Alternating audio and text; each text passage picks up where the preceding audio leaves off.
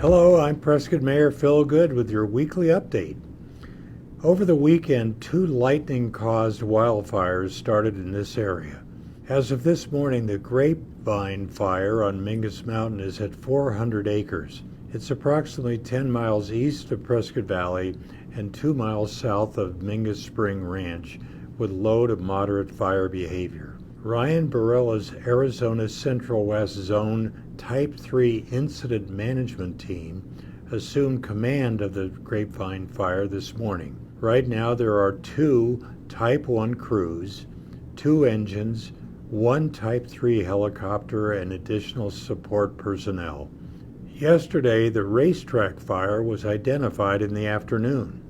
This fire grew rapidly due to monsoon winds, and as of last night was up to 500 acres. Residents near the town of Cherry, north of Highway 169, have been evacuated, and other communities are on the set list. Shelters and call centers have been activated for both fires. Animal disaster services and Red Cross shelters are at the Camp Verde gym. Anyone with barn animals can take them to the Laser Shelter at Arizona Downs off Highway 89.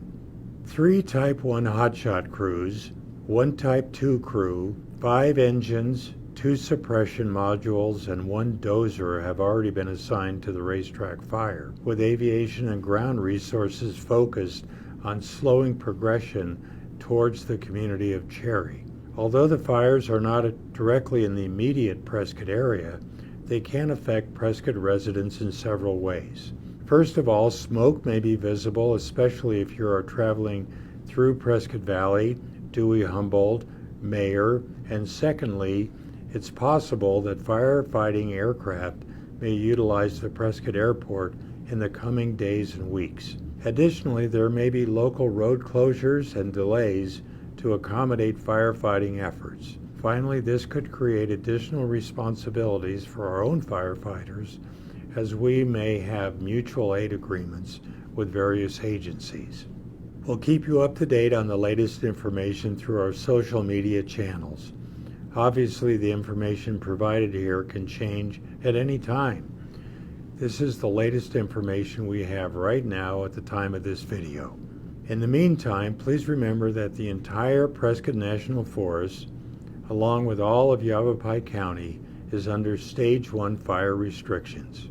Arguments for and against the proposed city charter amendments that will appear on the November 7th general election ballot are due to the city clerk's office by Friday, August 4th. At the June 27, 2023 voting meeting, Council voted to place Proposition 461 through Proposition 473, 13 proposed charter amendments on the November 7th general election ballot. If you'd like to comment on any or all of the propositions, our election system allows for arguments in favor of and against each of these propositions to be published with the voter's information pamphlet.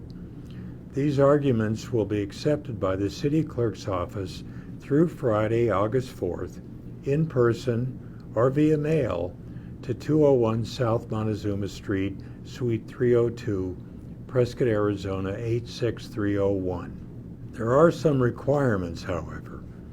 First, submitted arguments shall not exceed 300 words in length, and second, the arguments need to be accompanied by a $100 per argument payment.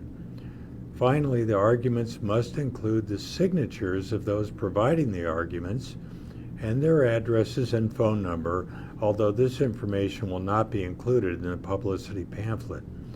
A copy of the argument must also be submitted in electronic format. Each referred charter amendment proposition will be listed individually on your voting ballot. A yes vote would have the effect of amending a particular city charter provision consistent with the referred language adopted by the City Council at the June 27th voting meeting. A no vote will have the effect of leaving a particular city charter provision the way it currently exists. Proposed city charter amendments are available for review on the city website at Elections Information. For additional information regarding the city charter amendments or the 2023 election, please visit the city website or contact the city clerk's office at 928-777-1437. Please understand those propositions will not appear on the ballot for the August 1st, 2023 primary election. These propositions will be on the general election ballot on November 7th. I'm pleased to report that the Haisley Road project is scheduled to enter Phase 3 this week. Phase 3 runs from North Solar Heights Drive to just west of Banning Creek Road. Following completion of Phase 3, crews will perform final asphalt paving operations along the entire project. The overall project consists of reconstructing the asphalt pavement along Haisley Road from the intersection of Valley Ranch Circle to just west of Banning Creek Road, as shown in the map.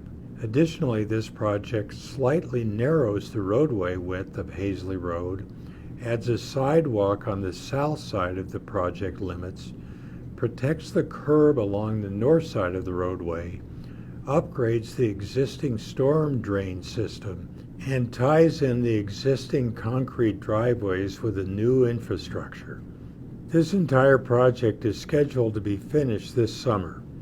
Once complete, the project will increase pedestrian safety, extend pavement life, and improve the road quality for local motorists. Council will meet tomorrow at 1 p.m. for their executive session, and there will not be a study session tomorrow. During the executive session, Council will be discussing legal issues with the city attorneys regarding possible land acquisition around the airport, as well as receiving dispute resolution updates.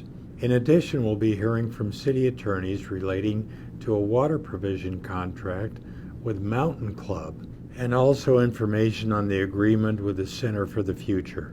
During the voting meeting, we will take the time to recognize the 70th anniversary of the Korean War Armistice Day, which is on July 27th. After approving the items on the consent agenda and the consent ordinance, we will consider the petitions submitted to Council on June 13th, which we tabled during the last voting meeting. The petition has to do with the rodeo grounds. It appears that certain issues have been clarified, and it is now in a format that the Council can consider and vote on. Surprisingly enough, that's the only item on the voting meeting regular agenda. So it's possible that we may have a short meeting. We'll have to see. Finally, I think it's worthwhile to let you know that the Sunset Point Rest Area on I-17 has been reopened. This $7.5 million project includes renovated restrooms, upgrades to the signage, sidewalks, lighting, and landscaping, and renovated ramadas. I'm not sure why anyone would want to venture down to Phoenix during this heat, but whether coming or going, Sunset Point is a great place to stop for a breather and enjoyment of the beautiful views. I'm Prescott Mayor Phil Goode. Thanks for watching, and I'll see you again next week.